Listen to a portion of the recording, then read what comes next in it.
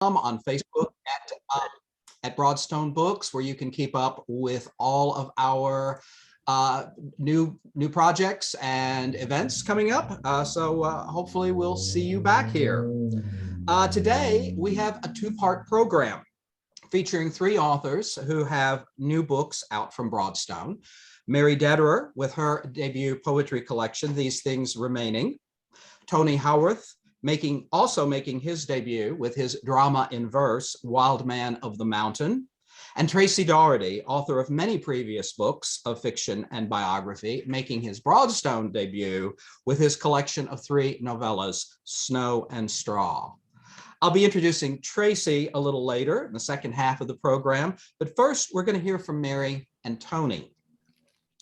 Now, one of my good friends, who's also a Broadstone author, Frederick Smock, often tells his young poetry students at Bellarmine University over in Louisville, Kentucky, that once they master the technical skills of writing, all they're lacking is more experience in life to provide subject matter for them, and that fortunately, time will take care of that.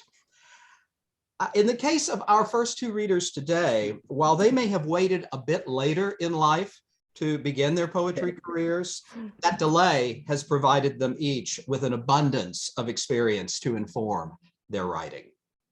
For Mary Dederer, a native of St. Louis who relocated to California as a teenager and never left, much of that experience came from her career as an educator, teaching English in a number of Bay Area high schools after her graduation from Stanford, as well as teaching writing at San Jose State.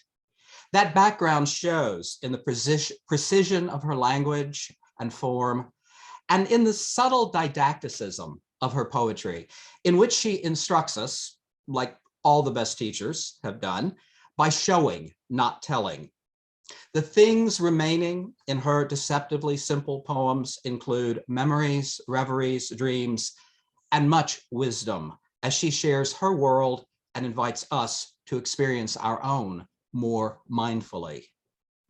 Now, like Mary, Tony Howarth also spent many years in the classroom, teaching English and theater in high schools and colleges. But that was only part of his very impressive resume, which also includes a career in journalism and many professional theatrical credits as a writer and director. In 2009, he returned to his adolescent love of writing poetry, which he further developed at the Hudson Valley Writing Center, directed by our very good friend, Jennifer Franklin, who may very well be in the house today. I haven't seen the most recent list of who all is here, but it was Jennifer who pointed Tony our way, and we're very grateful to her for that. Given Tony's background, it's no surprise that his debut poetry chapbook, Wild Man of the Mountain, takes the form of a drama in verse, drawing on that theatrical background. Or that his fine attention to detail and compact narrative reflects his time as a journalist. But most of all, there's the deep humaneness in his writing that's revealed in the story of an outsider artist, Dag, and of Molly, the diner owner who provides him sustenance for both body and spirit. So now let's hear from these two late vocation poets sharing their life-won experiences. And we'll begin with Mary. So Mary, unmute yourself and step up to read. Hello. My first poem is Wish. I wish I could sing like a humpback whale, meaning no more than I am here across the waters, singing to you, holding you in my song. Dreaming, past dark in November, one chirp from a nearby branch, and that's the end of it, or not. The bird is dreaming, making a world of light and shadow in the night. A real world it cannot resist greeting, sleeping alive on the sleeping branch, making a world like a poem out of the dark, out of the almost nothingness of sleep. Somewhere the bird body knows Leaves are growing, slightly trembling. The tree is dreaming wordlessly, saying leaves in its sleep to make a world. After watering plants, I pause on the steps and see up close a bee drinking from an upturned leaf, its delicate feet holding on to the edge.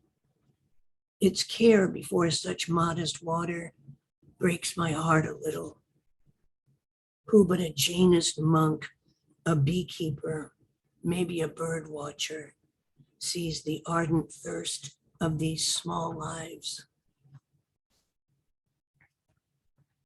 Drowning in the air. At 16, I dreamed my father was a fish, planted tail down in a flower pot. He was drowning in the air.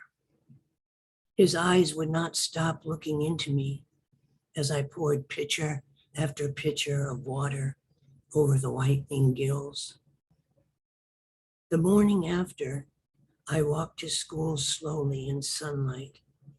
I remember at what corner, at which acacia blooming, I saw the dream again and felt the old purpose of my life, the crucial, futile effort to keep him alive for me, as if he were half myself caught here for only a while, wanting to stay longer than some elemental law allowed. I think of my hand around the thick handle and my hand on the clay pot, the water flowing between, and my father dying before my heart. I did not want to walk away, even to fill the pitcher. These things remaining. I remember Chopin preludes, late afternoons, the winter my father died, when I'd sit at the dormitory window, watching dusk begin, and in the safety of near sleep, rest with the world on the new terms death and grief had made. Even the air seemed embodied, mortal, the walls, the wood, and I learned of loving desirelessly, the music of these things remaining. This poem is written about the characters in the Scarlet Letter, which many of you may have been required to read in high school. I taught it about 30 times and never grew tired of it. In her company, after Dimsdale died and Pearl was safe in Europe, Hester Prynne lived at the edge of the town and walked the shore beside her little house. She watched the waves come always, always toward her, and the strip of land between her and the sea became the forehead of someone she loved. Her passion weaned, returned to its root, and with her the wintering trees remembered the ripe shadows of their leaves on her hair. Young women saw in her what they feared most and trusted, a woman alone and alive after burning, standing in the ashes, calm as dusk. Soft focus. The national treasure of Japan, her face a flower, flat open poppy, got up at 4 a.m.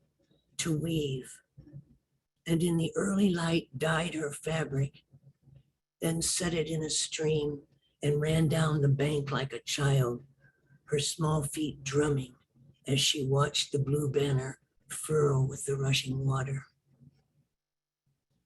On a rock, she stopped to snatch back her handiwork and the streams. Centuries of midnight blue indigo. At the end of her life, she asked for nothing more than this, guiltless as any leaf about to fall in the falling light, watching it all, and in the meanwhile, weaving.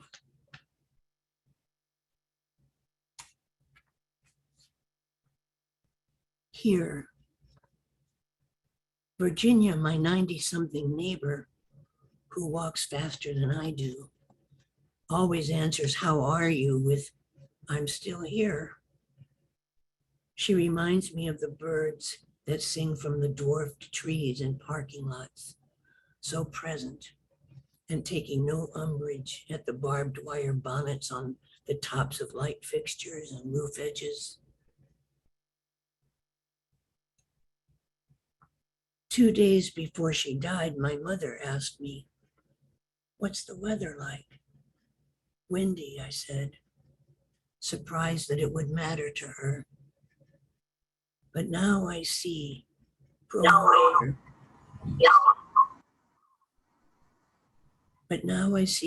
older, that when our time is up, our space is up, and that the space that holds us and all the planet's creatures is the dearest lover we have ever had. The sound of the pipes. The dead turn like a great bird away as a decision, a sudden right decision, turns us toward another world. And as Larry told you, in my teens, my family moved from St. Louis to the West, and this poem is about the last leg of our trip. I watched my feet, it's called Mount Rainier. I watched my feet walk the path at the edge of the glacial slope as my brothers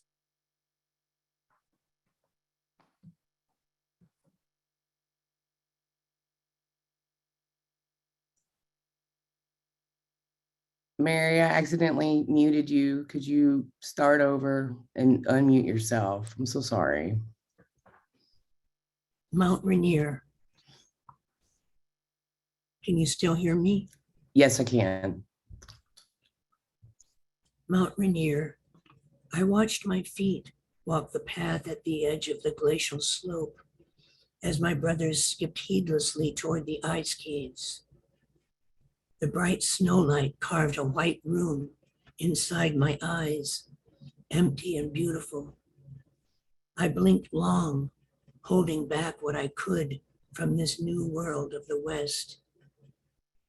The path tilted, and I imagined a foot slipping.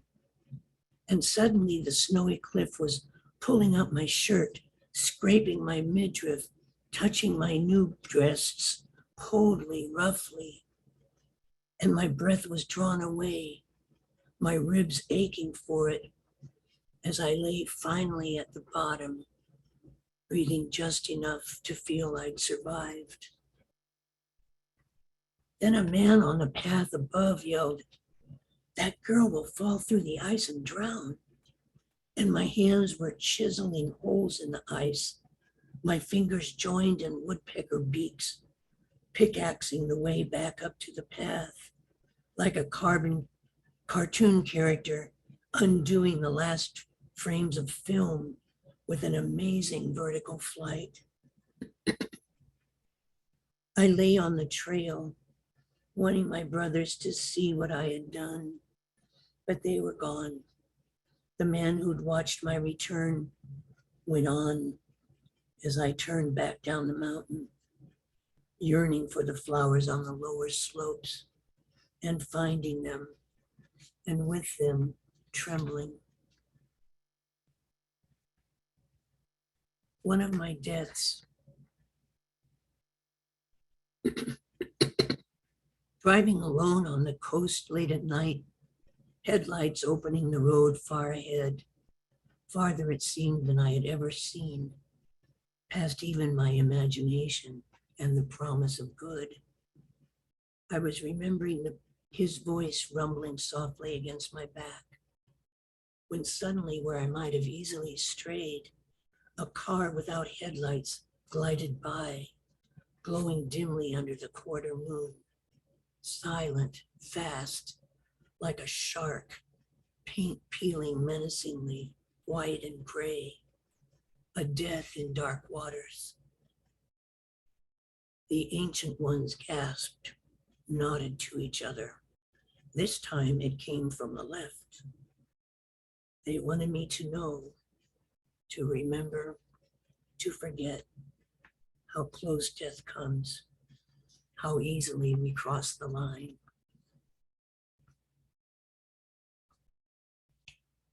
Calling them back. Come back, minutes. Bless me again with your shy nibbles like minnows at my toes. Minutes plain and simple. I need you. Your tiny mouths nudge my feet step to step, and your startled changes please them. I have been gone far, as lovers go from time to time. We took the current in long strokes and trusted sleep alone to bring us back. Now I need music all day long to hold my place against the growing moon and the hungry grasses. For Frankie, today I remember something clean forgotten. Frankie Heffens in 3rd grade, tapping my shoulder from his desk behind mine to tell me to look at his tongue. He sticks it out and I see it is sliced clean through from the edge to the middle and on the other side too. I cringe and ask him if it hurts and he says, no. And I asked him how it happened and he says, his dad hit him and he bit his tongue. I know it isn't quite true because the cuts are smooth, not like bites, but I don't say. I must have known then, but didn't know I knew what his father must have done. He invited me once to come home with him to see his color TV, but it was just a screen of clear blue, red, and green plastic set in front of the black and white screen. I didn't hurt his feelings, I don't think, when I told him it wasn't a color TV. I was learning things about him and his world so different from what I'd ever imagined. He never seemed disappointed. I should have given him something.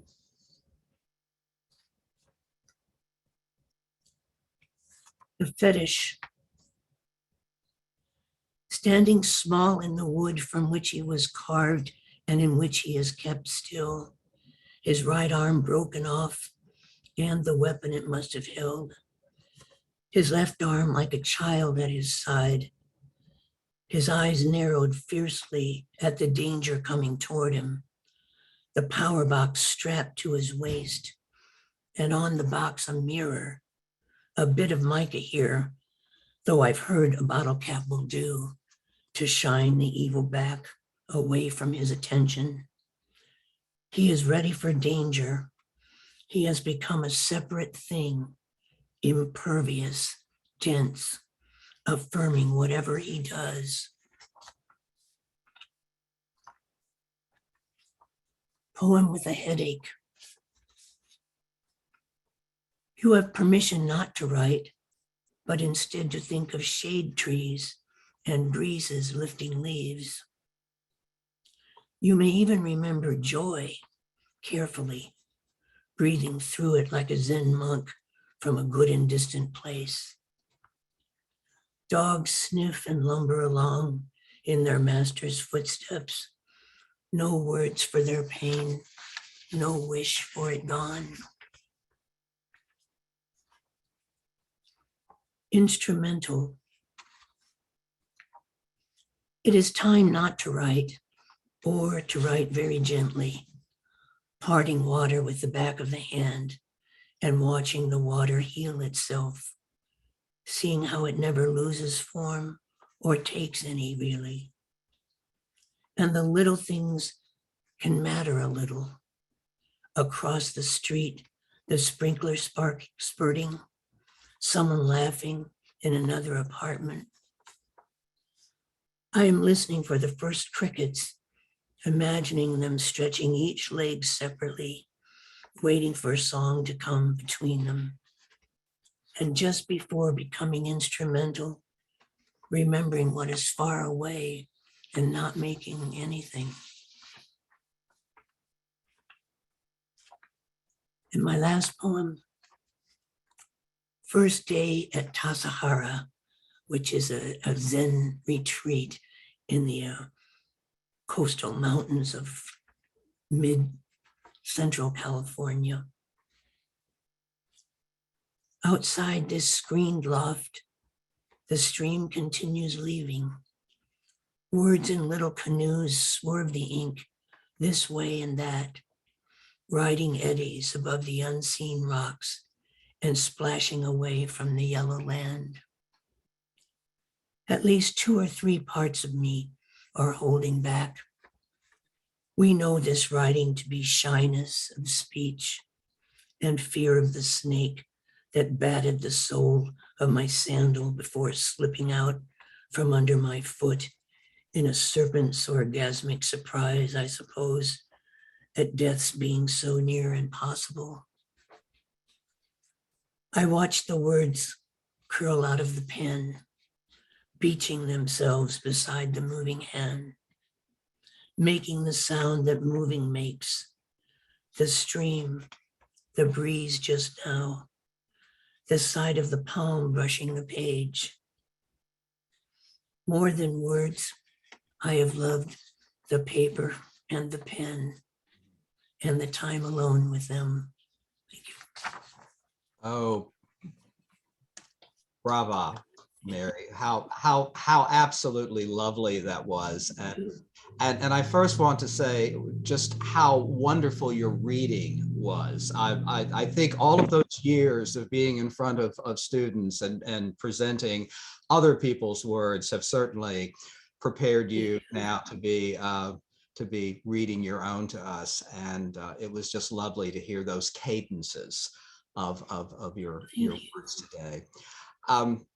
I'm always interested in having a little conversation with people about craft and how they do their writing. And I first want to say, you don't sound like someone who's new to poetry. I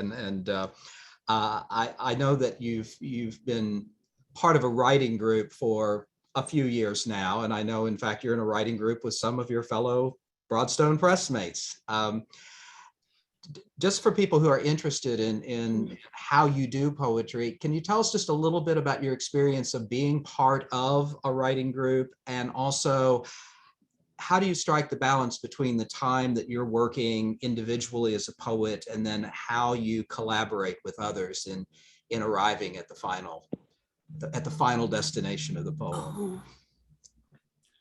Well, you know, I didn't just begin writing because I taught creative writing for so long that I wrote with my students, although I'm not sure I shared my poem. I don't think I shared my poems with them, but I learned from editing and critiquing their work a lot, you know. And then I had some colleagues who also wrote poetry, and one of them shared the Creative Writing Magazine sponsorship with me when we were both teaching at the same high school. So I've always had feedback, you know, but I must say, and then I've had friends who were poets who gave me good feedback, some of whom have surprised me by tuning into this. Like Mark Howell taught me a lot. And, but I must say, when I was retired from teaching and I was still working in other ways, but the invitation to join the group in Menlo Park and Palo Alto and so forth just was a gift And I had already known the poets were real poets to me in that group, you know, so I was honored to be among them.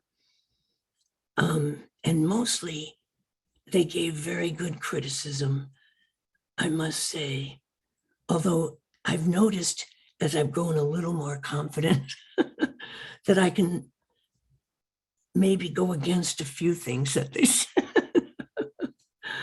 Like if somebody says, well, that's repetition, but somehow I can think to myself, I want it to be repeated.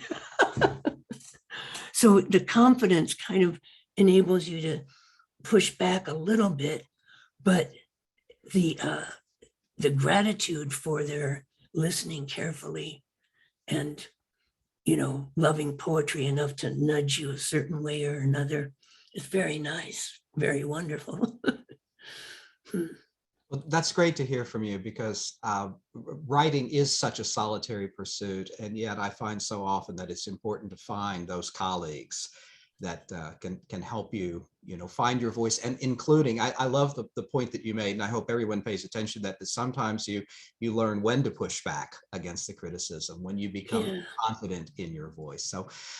So thank you so much for sharing, Thank you, Larry. sharing those thoughts. And now I want to turn to someone else that I know has benefited greatly from being part of a writing community, and that's Tony Howarth. So Tony, if you're up, sir, unmute yourself and share some words about the wild man of the mountain.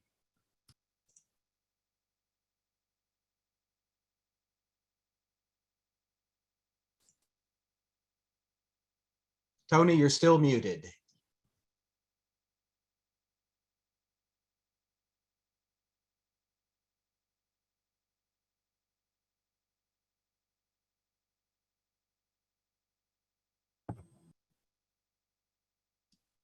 Can you hear me now? We can. You're with us. I just don't speak all this. I like words. Yes. We'll share some with us. So my book, this wonderful, gorgeous looking book,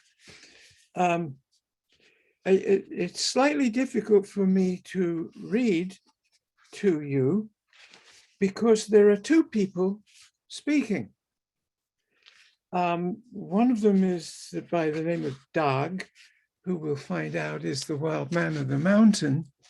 And the other one is a lady called Molly, who likes to wear a scarf. And whenever I'm waving this scarf, I'm reading her lines. I hope this works for us, okay?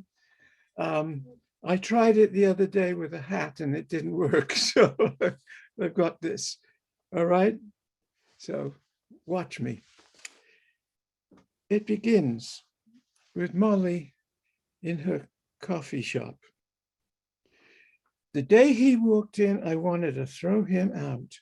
Torn and scruffy, face and hands smothered with smudge, looking for a handout. You here for breakfast? That was Molly. Dog. Oh yeah, you bet. An apple turnover, and a coffee. Milk, 3 sugars. Gonna cost you $2. Oh, that's good. I got $2. I got $2. See? And he put them on the table. Molly, don't call it junk. When I brought the turnover, he wolfed it, like somebody might try and snatch it away. So tell me things. I seen you wandering around town. Yeah, I do. I wander around town and all over everywhere else, looking for stuff like this ashtray. See how it's cracked all around the edge? Somebody threw it away, but it's still got joyful life in it, like this newspaper. Oh, tear this picture out of this newspaper and I put it in the ashtray. See how the ashtray, now it's a frame, a picture frame. That's what I do. I turn ashtrays into picture frames. You're the one caught up in a lawsuit with Ernie Brown? All the junk spilling across his property? Not junk. Don't call it junk. Don't never call it junk. Okay, sorry. Creepy shit face. He started it, calling it junk. And calm down. And the judge, He called it junk too. What happened to reverence? What happened to justice? How many times I got to say it? I'm sorry. I take the stuff I find in this fucked up world. I make it whole again, make it belong somewhere. And that's anything but junk. Yeah, but that judge, nobody ever lets me be who I want to be. I see, I hated school, so they gave me a test. What do you see in the picture? I say, milk. And they go, bananas. No milk. Yes, yes, milk. Because you got a cow. Look at those horns. With a cow, you get milk. They flunk me. So I quit school. And my father ever after calls me bird brain, calls me Dag. All of them call me Dag. Got so I can't remember my baptized name. But so it's all over now, because I tumble my treasures other end of the pond. No flat space anymore. I put on the edge of a cliff. I keep my dreamland, except that judge, what he said, lamentable. You think that too, don't you? Lamentable. No, no, don't call it junk. Never call it junk. And we laughed. Look, another $2. You got another turnover? Milk, 3 sugars. Yeah, and thank you. It's nice here. Let me sit here listening to my side of the story. People don't do that. Listen to my side of the story. Dog in dreamland and garden. Scrounge all over. Clawfoot bathtub next to the bandaged up fender of an old Model T. Scarface angel, always room for an angel with the frusby I found for a halo. Uninterruffled bliss. Everything here got a story. This rusty old bedstead, look at its paint, all curling and chunky. Or maybe a lady, gray hair and sick, wanted precious peace while she's dying. Or an old man alone got a dog who crept every night under the blanket. All right, Dag, alone now, but not alone. Caw! Well, hello, Mr. Crow. Or are you Mama Crow? It's hard to tell with a crow. Yeah, that's your favorite spruce tree? Yeah? Yeah, you're not going to answer? Too busy got a question of your own? Like, why is somebody like me hanging out under your favorite tree, huh? Twizzle your wings, hop along the branch. What? You want me to talk louder? Ah! So, louder. Oh, look at that, leaping and darting. Wish I could be up there with you, looking down away from what all the wicked shambles people do. And oh my, look at that, swoop in close. Aren't you glad I put that bedstead? Don't wobble though, do it, like your spruce tree branch. Ah!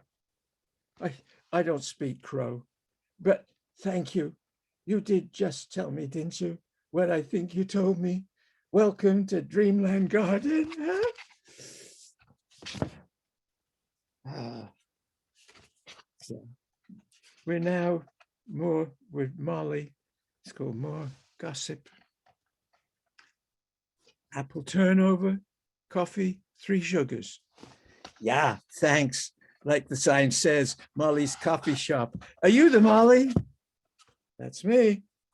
I got to tell you, Molly, gonna build a tower 6 stories high on top of the cliff so I can see over the treetops.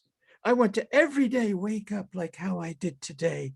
Good morning doves all around, cooing to one another. In the rising sunny shine, a woodpecker joins in, tat, tat, tat, tat, tat, tat, tat. The woodchuck plays with her chuckles. So I hear you've been talking to the bank. Yeah, how do you know that? You've been spying? Hey, look around, Molly's gossip shop. That's funny, Molly's gossip shop. They tell me they're renovating. I mention it because they got the giant stained glass window. And they asked, do I want it? Oh, they're gonna put it on a truck, bring it all the way up to my dirt road, bring it into my dreamland. Nice. Yeah. Doug, the dream.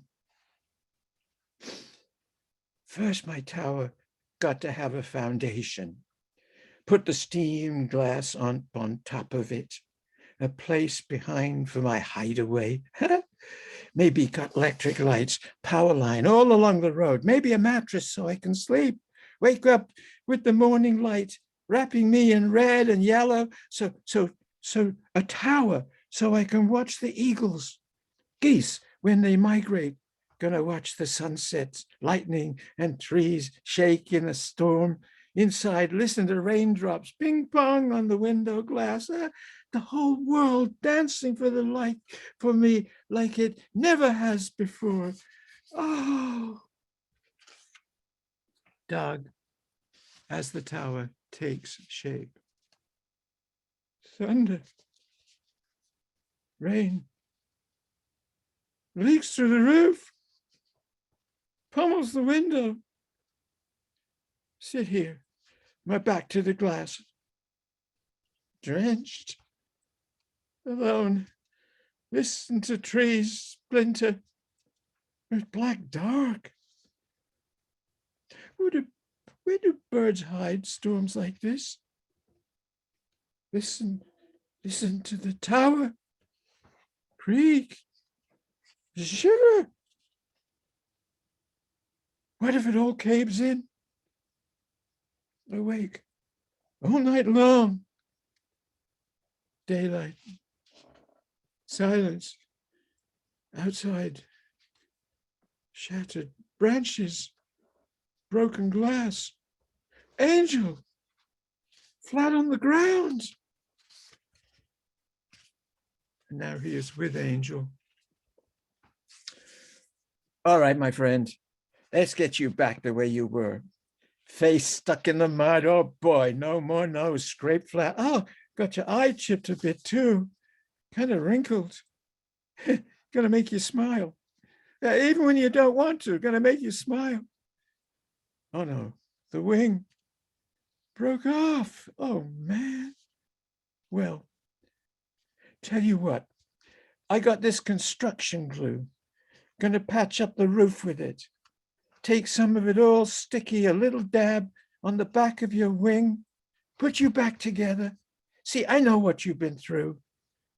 Dad bought this land so he could build a summer cottage, a country getaway next to the pond. Cleared the land, but never built it. When he died, the whole family wanted nothing to do with it. Too rough and treesy. So dump it on bird brain. But look at me laughing back at them, and you laughing with me. This is going to be the jewel of all these mountains. Hold still now while I stand you up. Yeah, way to go, brother. Good as new. It's happy time talking to you, because you never interrupt. And Doug, with the angel beside him. Something new for our garden. Fire buckets, lawnmowers, hubcaps, the bike, strap it to the rusty radiator, handlebars down, crooked wheels, straighten them out, watch them spin. Toaster ovens, toilet seats, snow blowers, ski poles, aluminum cake plates to cover the hubs, smear them with glue, glue the tires, smash a glass into confetti, squizzle it into the glue, vacuum cleaners, bird baths, plastic peonies, soup bowls, wheels alive in the spokes, jack of hearts, ace of spades, clicker, clicker, listen to them sing.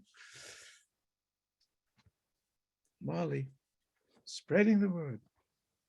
Quite a collection you got there in your dreamland. Went to look at it yesterday afternoon. Saw the watering cans poked on a pole. Stuff dangling from their spouts like a hat rack. Draped my scarf on one of them. Doug, I know. Yeah. And thank you. A flash of sunny shine, orange and yellow. But there it is, giving it back. It's fresh and new. Don't need bringing back to life. Got that already hanging on you. Molly. Well, let me tell you, I talked to Ben. Mr. Hamburger and French fries. Works for the newspaper. Coming to see you. Oh, no. People read it. They come to prowl. And if they tear it apart, they tear apart me. No, nobody's going to do that. Look around the garden, just like I did. Proud of you, happy for you, all your hard work. No, tell him no. If he comes, I chase him away. I told him you're a genius. Well, that's, I suppose, yeah, but you tell him if he talks like I'm a knucklehead, bang, bang, get lost. Molly now, breakfast on the house. Good morning. And here you are, apple turnover, milk, 3 sugars on the house. Oh, you don't have to. I got $2. No, today is special. What is this? Some kind of joke? Everyone here smiling at me, whooping and clapping. You making fun of me? I guess you haven't read it. Even got a picture of you. Take a look. You're famous. Well, I don't know. I couldn't. I suppose it wouldn't. Would it be the end of the world if it's on the house? Apple turnover, cup of coffee, milk, 3 sugars. 2 weeks later. All sorts of people have been coming to my dreamland. Like this old lady in a wheelchair. Yeah, you think of that, in a wheelchair. I get to push and pull her. Keeps taking pictures. And this man with a guitar parked himself next to Angel, more than maybe 2 hours, singing all sorts of hymns, placed in my hands this wonderful key. And this young man blind with somebody describing all the treasures and him clapping his hands because like he felt he could see what's there to see. Doug now with Molly. And this man in a suit and tie, got these snakeskin slippers, comes at me sneaky as hell, calls it an assemblage, calls it amazing. I tell him I call it don't never stop clicking against the furious wind. But he ignores me, calls it art. I don't know about art. So hoity-toity.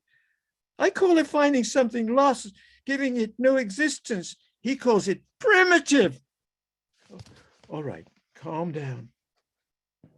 Give me this calling card, some kind of museum where he already got something primitive from a woman in Connecticut, builds cabins and shrines out of beer bottles, ketchup and soda bottles. There's a man in Washington, gummies, candy wrappers, sheets and fragments of shiny foil, fished out of the trash bins and wrapped around in light bulbs, jelly jars and umbrellas for some kind of throne for God to sit on. I'm not kidding, for God, when he comes down in some kind of, what do you call it, the rapature, takes it away, my clicker. What are you saying? Takes it away. What else? Clicker in his van, drives away with it because it's primitive. I hate that word primitive. I'm not primitive. Kept saying that. All sorts of other dingleberry stuff. Told so fast every time I start to say something, he keeps going. My naive effort to control an unprinciplable world. I think probably he means all that as a compliment. Someone got snakeskin slippers. How is that a compliment? Well, think of it as an honor. Your work in an art museum. Every day, hundreds of people come to admire it. He likes what you've done. Strange way of telling me. Maybe he means primitive, like it's from a different world where life isn't so complicated.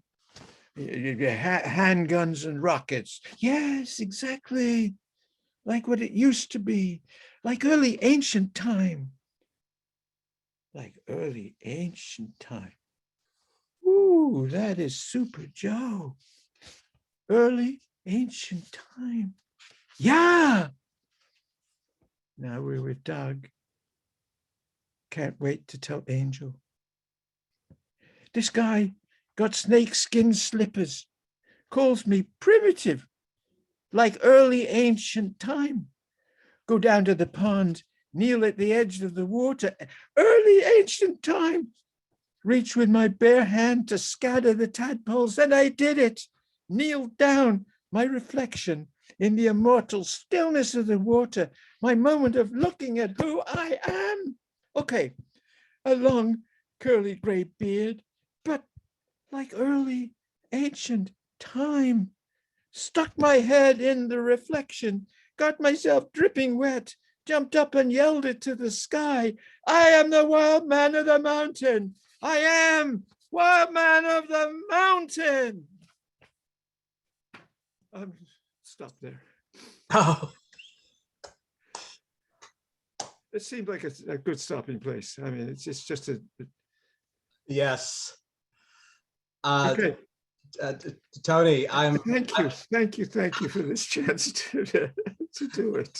oh my goodness, thank you. I'm breathless just listening to you. I'm trying to imagine what it was like to just give that performance. That's it's just astonishing work, and what it makes me think is how this work is so much about the power of art to redeem a broken world, and how it perhaps it takes a madman to live in a mad world. How did you find Doug? What drew you to this character to be your first poetry chapbook? Well, it's not a long story, but let me back up. I think I've been working on this for, well, quite some time, at least 5 years, maybe more. And there, I know about these artists, and I've studied it, and I've researched it, and I found I myself shaping a biography of one of these characters. I had help with the wonderful Jennifer Franklin and with Fred Marchand. And Fred was the one who told me somewhere along the line, Angel, develop Angel. And he does later on in the book, and this is left over from what Fred told me, Angel, Doug is talking to Angel, and Angel's talking back to him.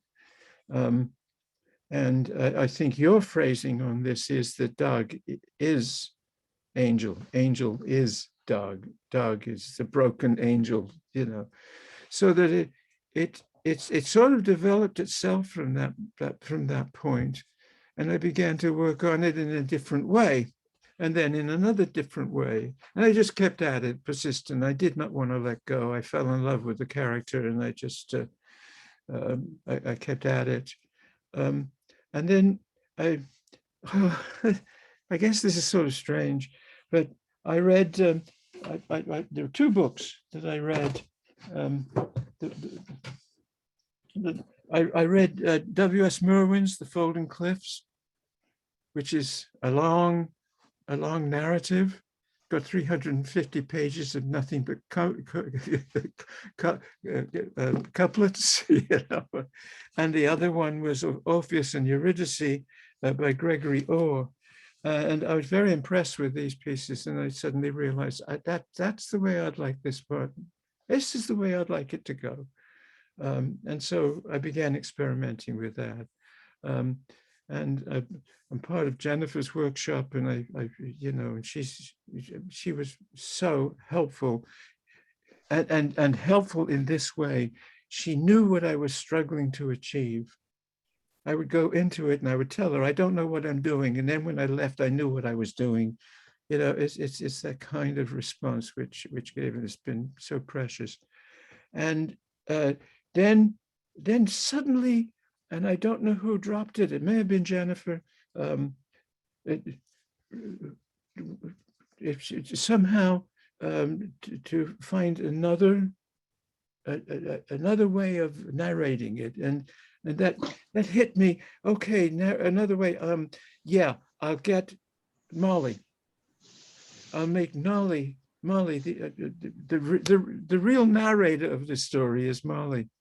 That way, and that's so exciting to me, because what I'm now able to do is present you with two stories at the same time. First, it's dogs, and then there is the present tense of what Molly is doing and her participation in it. And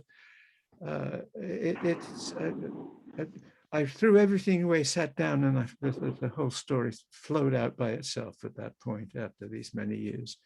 So that's basically where it came about. You was instrumental in all of this, because one of the things you said in agreeing to do the book was to give Molly a greater share of the story. So I was so very grateful to you for that. That was wonderful. I'm happy to have been one of your several collaborators. Yes, in that. Well, I'm happy you were too. But what an amazing achievement it is, and I'm so grateful for you being here with us today and sharing it. I'm going to move on at this point. Thank you. Thank you, Tony. Again, wonderful work.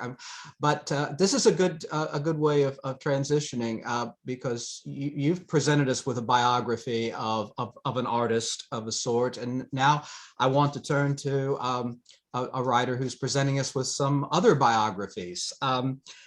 If our opening poets were relatively new to the publishing game, that can't be said of our next reader. Tracy Doherty is the acclaimed author of over 20 books of fiction and nonfiction, including literary biographies of Joseph Heller and Joan Didion, among others, and with a volume on Larry McMurtry forthcoming. I'm therefore extremely proud to welcome him as a Broadstone author. In Snow and Straw, he combines his fiction and biographical writing skills to present fictionalized accounts of the lives of three very different authors: John Howard Griffin, Jack Elliott Myers, and Anna Ahmadova. Since we primarily publish poetry, Tracy's book is a fair bit out of our usual lane. But I was drawn to it for the insights he provides into the life of writers and of writing, and especially the sacrifices that are often called upon from both the authors and the people around them, the other people in their lives. As a bonus, in two of these novellas, he draws on his long career as a university professor to offer an inside view and send up of the politics and posturing of academic administration. So that's a nice little bonus.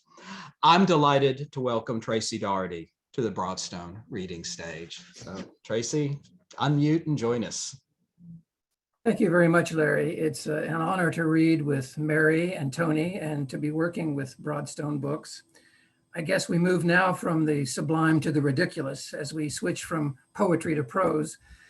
As Larry mentions, Snow and Straw is a collection of 3 novellas about the lives of poets, and I'll read just briefly from each of them to give you a taste of the book. The first piece, So Much Straw, concerns the friendship of Thomas Merton and John Howard Griffin. Merton, as most of you probably know, was a monk and a poet and an activist. And Griffin was best known for writing a book in the 1950s called Black Like Me, after he had deliberately darkened his skin through medical procedures in order to pass as a Black man in the Deep South and record how differently he was treated once his skin was darkened. Merton then unexpectedly died, and Griffin was asked to become his official biographer. And so he moved into the hut in the monastery in Kentucky, where Merton had lived, so he could absorb the surroundings that Merton had lived in and write his story.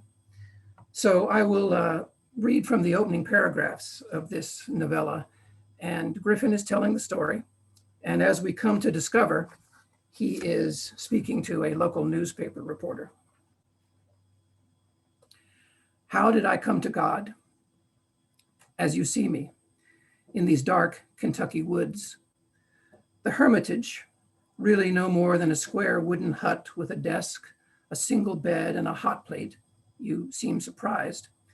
This quiet retreat has been my cherished home these last 4 years, even as I have remained largely away from it, in my house in Fort Worth, with my children and my wife. Only once a month for a week at a time have I taken advantage of the monks' hospitality and brought my typewriter to the pine forest. But my craving for solitude and communion with the divine have kept my mind here even when I was away, and have sustained me throughout each of the last 4 years in that noisy old cattle town where my mother and father raised me. Government big enough to give you everything is big enough to take it away. These were the first words I ever learned to read as a child. It's something Thomas Jefferson said.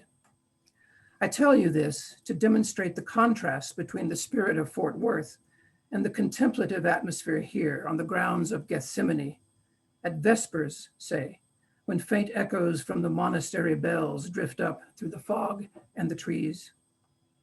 The Jefferson quote was printed at the top of the prescription pads used by my childhood doctor. He was an early supporter of the John Birch Society. Apparently, he wanted even his young patients to know that American citizens should not be tyrannized by centralized government. This stray fact about the mild zealot charged with protecting my health, along with the knowledge that the man who delivered me at birth was the brother of a well-known bootlegger who had become one of the most successful businessmen in our community, tell you most of what you need to know about my earliest spiritual indoctrination. When I was growing up, the local Chamber of Commerce liked to boast, Fort Worth is where the West begins. In those days of fierce white pride and explicit racial segregation, it was closer to the mark to admit Fort Worth is where the South continues. These details explain why, on my initial evening as a resident here 4 years ago, in early August 1969, my first return visit since Tom's passing, I was unaware until late into the night that dozens of red ticks had attached themselves to my lower legs and were busy draining me of blood. The contrast between my usual orientation and the quiet of the Hermitage, the murmuring birds outside my window, the trees, tender rooted shapes assembling themselves in the mist. These gentle surroundings unclenched my mind, my troubled spirit, and made me almost forget my damaged body. The last contact I'd had with the outside world before entering the monastery that night was to listen to a radio broadcast in the taxi that drove me to the gate, the latest body counts from Vietnam. Naturally, the news reminded me powerfully of the sainted man whose hut I had come to occupy. I remembered that after his terrible death, his body had been returned to the US in a jet carrying dead soldiers from Saigon. Later, many of his followers found this circumstance gruesome, but I suspect Tom would have appreciated the bitter irony. No one ever said a monk can't develop a grim sense of humor. Keeps matters in perspective, I imagine he would have said. The radio's war talk also put me in mind of my former doctor's mistrust of American leadership, a sentiment I now shared with him, and so had Tom. But the moment I settled my wheelchair and my typewriter in the Hermitage, Fort Worth, Washington, D.C., Southeast Asia. They all scattered into the distance like starlight gleaming through the treetops, while the bells of Compline sounded.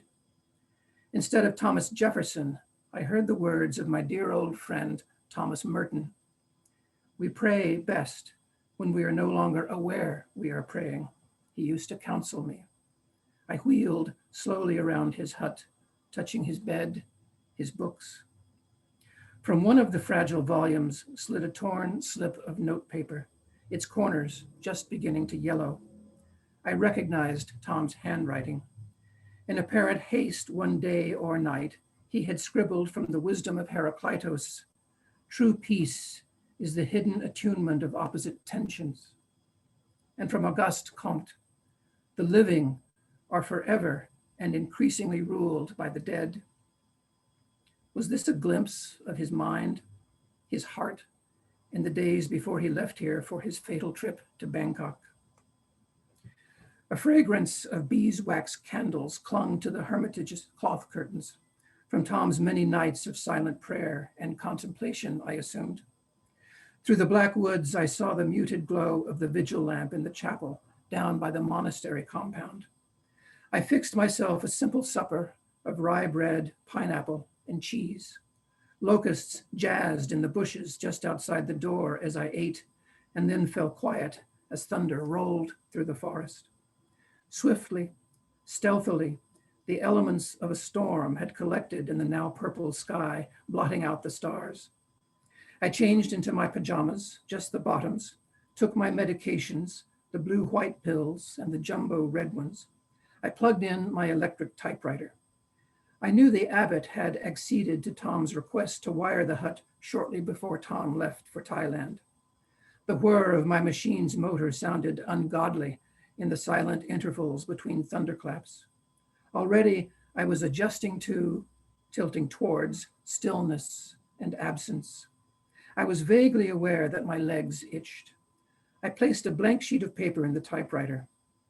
No words trembled on my lips or at the tips of my fingers. No melodies swelled in my head. And yet, in my very lack of thought, I felt I was singing a series of psalms. The psalm of the murmuring birds, the psalm of the gentle black trees, the psalm of the porch and the rocking chair, the psalm of the stars, the psalm of the rain beginning to fall, the psalm of the street lightning. And then, as though I were standing across the room from myself, I heard myself scream. The typewriter blazed in my hands, and a massive jolt toppled me from my wheelchair. Minutes later, when I realized I'd fallen unconscious and was just now struggling back to blurry awareness, I heard the wind in the trees, the rain pelting the humid windows, the typewriter buzzing, the clock ticking above the bed, and I smelled the shame of my soiled pajama pants. So, as you see, God came to me. It was not the first time. So we'll leave Mr. Griffin there awaiting other visitations and move on to the second novella, which is called The Education of Jack Elliott Myers. Jack Myers was a Boston-born poet who spent most of his life in Texas. And he was a teacher of mine in the 1970s. So in many ways, this novella is an homage to him. I'll give you just a couple of glimpses of Jack's life. Jack always remembered the afternoon he understood he was a poet. He was 12 years old. He was standing in his parents' backyard on a windy, salt-encrusted peninsula just east of Boston. The peninsula was crowded with third-rate shoe manufacturers, alcoholic lobstermen, and Jewish immigrants, mostly from Russia. The year was 1953, an already forgettable interval between devastating storms hawked up by the frozen Atlantic. Always after a hurricane, the yard filled with sea debris and litter snatched through holes in broken roofs. A padded wool jacket, shredded, missing its sleeves, deposited by the wind on the family's barbecue grill. An empty box, pristine, dropped into the tomato bed, still smelling of El Productos. A scuffed leather belt caught like a snake in the fir tree, made for a fellow as big as a carousel pony. Jack's mother, Ruth, called these wayward piles trash. It's like God empties his stinking garbage on us again. But Jack liked to take and rearrange the objects, not physically, as patterns in his mind. Belt, box, jacket. He savored the differing lists in his head, the alternate rhythms, jacket, belt, box. This mental exercise should have been Jack's first inkling of his poetic inclinations. Instead, his insight occurred on a late summer day, the sky going green pre-hurricane, when Alvin, his father, ordered him to mow the lawn and he refused. He was busy reading the paper, he said. Reading ain't busy, Alvin snapped. Get out there and get the job done before the sky falls on us. They argued. Nothing new. What was new was that later one of his sisters did something, who could remember what, that made her father proud. Solved a crossword clue, recalled the name of an old actor in a classic movie, something silly like that. And Alvin said, I've got such smart kids. My kids are my garden. Jack walked into the yard. He stood above the dahlias, the roses, the stalks of blue iris long past blooming. From school, he knew the words metaphor and simile. But not until now, with his father's pronouncement, had he witnessed such a powerful demonstration of what language could do. His father's ridiculous statement changed the way Jack experienced the world. Bright-cheeked Ellen was a rose, pale Sandy, a dahlia. Marshall, the athlete, the older brother, his temper quick to flare and subside, was a fading iris. Now Alvin, still mad about the mowing, worrying about the storm, glared at Jack through the open kitchen window. Me, Jack thought, I'm a wild onion sprouting in the yard. When Jack could no longer write poetry because of his diminished physical and mental capacities, he saw every poem he'd composed in a 40-year career as if from a great distance. They were gray pup tents pitched on sloping snowbanks in the Himalayas. Red flags whipped above them died by the heart's blood he'd smudged into every word. The little shelters remained visible even in the worst whiteout. He imagined crawling inside the poems one by one, working his way back down the mountain he'd climbed all his life. He'd shut the tent flaps behind him, warm his hands over a pot of brewing leaves. The structures were carefully designed, but they were no match for the wind and the snow. Soon, he knew, an avalanche or a landslide would wipe them all out in a single stroke. But, he figured, if just for a while he'd left behind a nurturing space, a port of refuge for some other exhausted traveler, he'd made something sacred. Here is an early memory of Jack's. And these little fragments, by the way, do echo some of the language of Jack's actual poetry. Jack wrote very autobiographically, and I took what I could from his work and made up the rest, which is what fiction writers do and what poets also do. So as I say, this is an homage to Jack, echoing many of Jack's own phrases. The kosher butcher on the north end of Providence Avenue.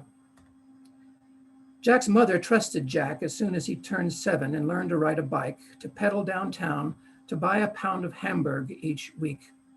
Lou, the butcher, stood like a god in a kingdom of those he'd afflicted, headless chickens, amputated turkeys and calves. Animal tongues clicked in the breeze on little hooks in the windows, like the old ladies in synagogue, tisk-tisking noisy children. Yellow bird claws swung on strings from the rafters, as stiff and shriveled as Jack's grandma's arthritic hands, the hands he'd shrink from whenever Ruth took him to visit Nana at the Hebrew home for the aged. What'll it be, young man? Livers? Hearts? Lou boomed from behind his shiny glass case. He's a damn crook, Ruth yelled at Jack once he'd sped back home and parked his bike in the yard. $1 a pound for that piece of rat-gnawed gristle? For the rest of the day, she'd exhaust her anger on the laundry, pounding wet shirts, then hanging them on the line behind the house as if lynching every horse thief and marauder that had cheated her family for generations, from Boston to the steppes of Odessa. Alvin arrived home from the steel factory at dusk after a short detour to Ray's bar at the end of the block, stared at the supper table and lectured his wife, "Ruth, damn it, all day I work surrounded by the whole smorgasbord of stupid humanity, and then I come back here and have to look at this on my plate, like some stupid SOB tore off a piece of my flesh and threw it in the oven." Jack lay awake at night, dreading the next time his mother would ask him to visit the butcher. He liked riding his bike in the streets, enjoyed the independence and the responsibility, but he didn't relish being in the middle of someone else's battle. It was like hurling his body into his father's box of tacks out in the garage. But then, this was his battle too. After all, the butcher was cheating the whole family, not just his mom. One day after school, Jack propped the Schwinn against the pale brick wall where the word kosher, painted in white, was starting to fade. He startled when he opened the door and the bell above it chimed. The bell always surprised him, no matter how many times he heard it. The sawdust on the shop's floor seemed more slippery than usual, or maybe he needed a new pair of shoes, the soles worn thin. The little wood shavings smelled like his sister's doll houses, the high pine scent of perfect lives that never moved, never changed, never yelled, and never grew old. Lou stood behind gleaming glass wearing a bloody apron. He smiled like the angel of death. The shop, stuffed with its lopped apart birds, smelled like molted feathers. "My mom says take your thumb off the scale," Jack blurted while he still had tongue to speak. He glimpsed a silver hook in the window, waiting to snag him like a fish. Lou didn't say a word.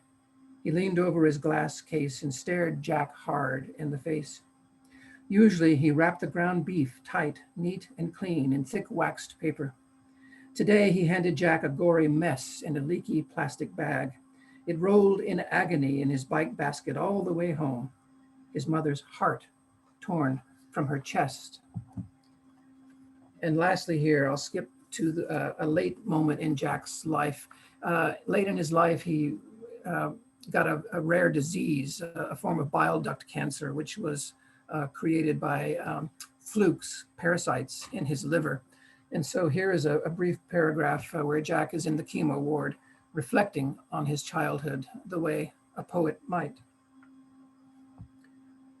Late in the day, as the flukes swimming inside his liver tried to turn him into whatever they were striving to become, his mind drifted. He dreamed of his childhood beach. He saw himself as a father sees his son.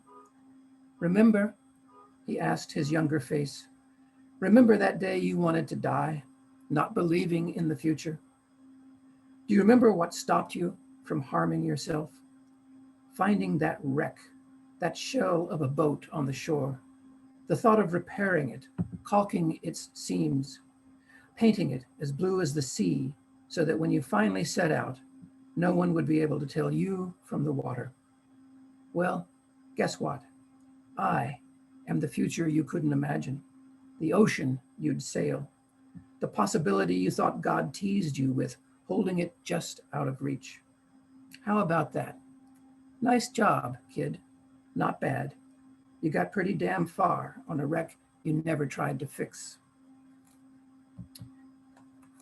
And finally, just briefly from the last novella, which is entitled Ahmadova's Notebook. This story concerns a young academic named Jeremy Allman, who flies to Oregon to interview for his first teaching job on a university campus. In his job application letter, he mentioned that he had studied closely the poetry of the great Russian poet Anna Akhmatova. And so the university sends a man named Vladimir Kaminsky to pick him up at the airport. Kaminsky is a foreign languages teacher at the university who claims to have known the real Akhmatova back in St. Petersburg in the 1940s. So he picks Jeremy up at the airport, and he's supposed to take Jeremy to a bed and breakfast so he can rest up before a day of interviews the following day. But instead, he takes Jeremy to a local bar, wanting to talk to him all night long about our dear Anna, as he puts it. And this makes Jeremy very nervous because, in fact, he has exaggerated his knowledge of Ahmadova's poetry. He doesn't really know it that well. So Kaminsky plies him with drink after drink, and they're sitting late in this bar, and Jeremy is wanting to go to sleep, and it keeps going. So I'll pick up the story here. Jeremy is telling the story. It was getting close to midnight. My first meeting would be at 8 a.m. By now, I was certain that Kaminsky was putting me through some kind of test, gauging my professional mettle based on my personal reactions to things. But how would I pass the test? By matching him drink for drink, or by asserting my independence and insisting it was time for him to drop me at my B&B? I thought a broad show of checking my watch would indicate responsible awareness without insulting him or necessarily revealing weakness. All it did was prompt him to assure me not to worry. I'd have no trouble getting into the bed and breakfast at this late hour. The proprietress would be asleep, it's true, but she had left the front door code with him, and she knew my schedule tomorrow. My room would be ready, and breakfast would be waiting in the morning. He ordered us a third round of beers. Wasn't his wife worried about him? By this point, we were well into a discussion of our dear Anna. Kaminsky had started it, asking quietly, "So, you love Ahmadova?" The Rolling Stones' Wild Horses played softly through a jukebox speaker. One of the elderly drinkers by the door removed his dentures and set them on the table next to his basket of fries. "I love her work, yes. But do you love her?" "Well, her work, as I've encountered it, mostly in the Kunitz and Hayward translations." I feared my stumbling had revealed what a fraud I'd been in my application letter, but Kaminsky was after something different. With his open palm, he slapped his chest. "I loved her," he said, lowering his head in a way that forced me to lean close. "Her, do you understand me? That magnificent woman." In my mind, I had a sudden frantic picture of him chasing her around a table. "You knew her?" "Oh, yes. In Petersburg, 1940. Of course, it was called Leningrad, but those of us who loved the city kept its old name locked in our hearts. Pushkin's city, as Anna thought of it so warmly. Her son Lev had just been jailed again to stop her from writing." "I'm envious," I said. Of your time with her." "Yes, well, the days were hard. Make no mistake about that. Brutal, even. Anna was skin and bones, living on cold tea and stale cabbage, but still regal, still a beauty. She put no words on paper for fear they'd be circulated, confiscated. She didn't want to endanger Lev any further, so she would recite her poems in a hoarse whisper right into my ear, the opening lines of Requiem. He leaned back in the padded red leather booth. "Such grief might make the mountains stoop, reverse the waters where they flow, but cannot burst these ponderous bolts that block us from these prison cells." He'd quoted the Kunitz translation, I noticed, just for me. Did I believe this man? Then she would tell me, "Forget it now. Go. Pretend you never saw me." "We were lovers for 6 months," he said, self-satisfied. "And then I immigrated to England. As you know, Anna would never think of leaving. She was determined to be a martyr." He shook his head. "You think she made the wrong decision?" "Certainly, in terms of her personal happiness. Obviously not with regard to the posthumous value of her poetry." He took a sip of his beer. "You're an artist." Was he mocking me now? "What do you think, young man? Is it worth sacrificing your happiness, your well-being for your writing?" "Well, that's why I ask. Do you love her? If you love her, you must love her example." He was a believer in tests. "Let me show you something." He reached into the inner pocket of his suit jacket and produced 2 small notebooks, one ancient looking with a cracked black leather cover, the other more modern, made simply of heavy paper. "This is a little project of mine. You might be interested in taking a look at it over the weekend while you're here." Another challenge? As if performing tomorrow on too many beers and too little sleep wasn't enough. He was a minor tyrant, Kaminsky. I was about to make another show of checking my watch when he opened the black notebook, crabbed Russian lettering in heavy ink, faded on stiff yellowed pages. Our dear Anna, he said. This was her notebook? He nodded, entrusted to me for safekeeping. I was about to say, I thought she didn't write anything down, but he riffled the pages of the second notebook. Off and on for many years now, not as part of my professional work, but as a personal labor of love, I've been slowly translating passages of this into English. I'm not sure it has any worth. These were Anna's hasty scribbles. Of course, she's become quite famous since her death, so anything of hers would stir public interest, but these were her intimate thoughts. I feel somewhat protective of her. He urged the notebooks on me. Hang on to them for the next day or so. Look them over. Let me know what you think. Maybe you can help me figure out what to do with them. How could he seriously trust me, an inexperienced job candidate, a stranger he might never see again after this weekend, with something so valuable? Surely this was another setup. I can't read Russian, I admitted. Let me know if the English sounds to you like the Anna you've encountered, and indulge yourself. Touch the pages that Anna touched. Enjoy the experience. It's a rare privilege, yes? Yes, indeed. Thank you. Now, excuse me, I'm going to make a phone call. How about another round? No, I think one more. I'll be right back. With consummate grace, he slid his bulk out of the narrow space and headed for the wall phone by the bathrooms in the rear of the bar, pausing to order 2 more IPAs from the bartender. I sat, trying to focus my vision on the small arched letters in the brittle notebook. I held the pages to my nose, hoping to catch the essence of poet. And then the poet walked in the door. When Ahmadova died in 1966, she was puffy and gray.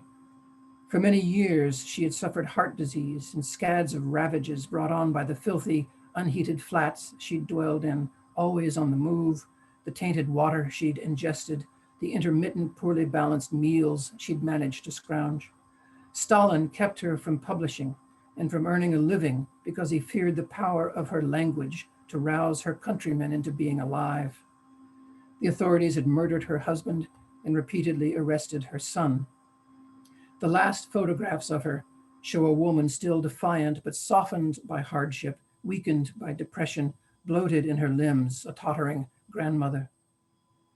But the woman who walked into Tommy's 4th Street grill was a manifestation of the young poet, the seductive and scandalous beauty of St. Petersburg, distinguished by her haunted stare. One glimpse of her face, and the word sadness could have no meaning for you other than those large brown eyes. They seemed erotically naked because of the thin black bangs trembling just above them, a veil lifted to reveal what it shouldn't. The strong chin, the high cheekbones formed pale, perfect geometric planes straight out of a Modigliani painting. The nose, a little boomerang of flesh that should have been slightly repulsive, but was instead mesmerizing in its uniqueness. She wore a simple black dress, a delicate shroud. I'd had just enough experience with feminist studies to know I was guilty of a loud and outrageous male gaze. And I'll stop there. Thanks for listening. Oh my goodness, yes. Thank you so much, Tracy, for that reading.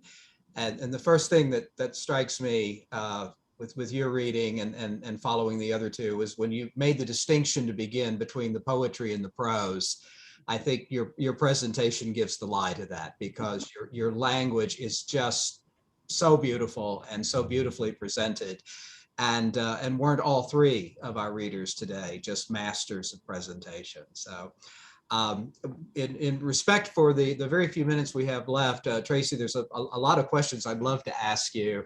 I'm particularly interested about how you choose to do this fictionalized approach to these characters versus the full-scale biographies that you've done, and that's a big question, and I can give you like a minute to answer, but just if you just very briefly kind of talk about your motivation in picking these 3 and just how you came to that decision.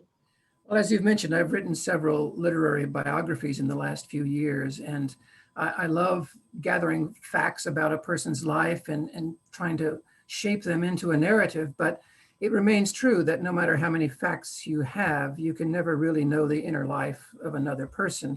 And as a biographer, you're left to speculate.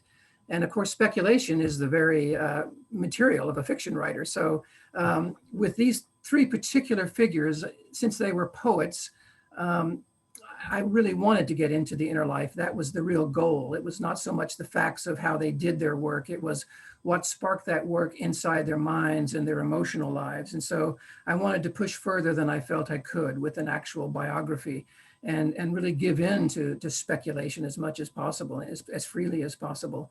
I think with poets, that's what we want to know is what is that stew inside the mind and the heart that leads to such language. And that's where I think fiction could take me further than biography could. Well, and I think it obviously did in this work today, and you've given us such a wonderful taste of it. And we've already had several people order your book, and I think that anyone who's heard you read today will want to read more.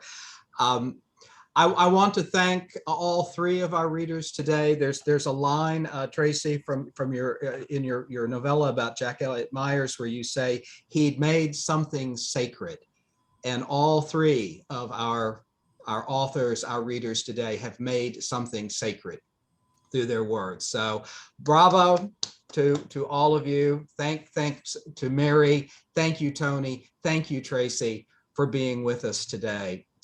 As I said at the beginning, we do this most months.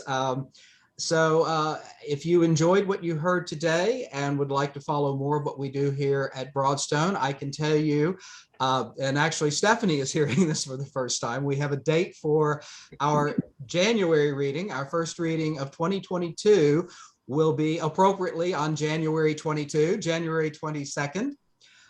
We'll be having our next Zoom reading, and we'll be featuring the work of Susanna H. Case and Indran Amirthanayagam, and perhaps another writer as well, another player to be named. So between now and then, enjoy the rest of your day, enjoy the rest of the year, enjoy the holidays. Thank you so much for being with us. Thank you, Mary, Tony, Tracy, Stephanie, and all of you.